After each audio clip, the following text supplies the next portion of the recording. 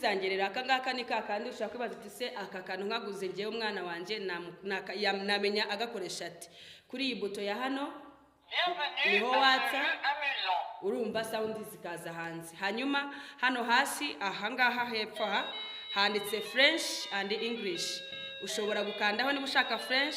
Let's learn our ABC. Urumva ko bwagiyemo iki icyongereza. Niba ugiye kuri ABCD ugakandaho sound za ABC, leta kanzeho iba sounded A. Hanyuma iyindi nayo B, ngira ngo muri kubyumva. C, J, K.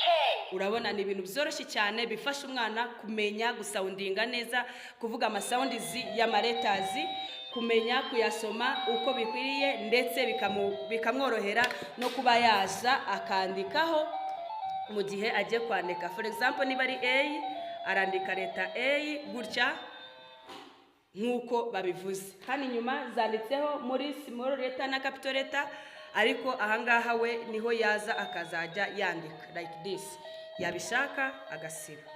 Abona ko ni ibintu byiza cyane ku bana. Ndabaretse muri benshi, ushaka aka kantu amamagare kuri nimero yanjye. Rwose munakoze cyane.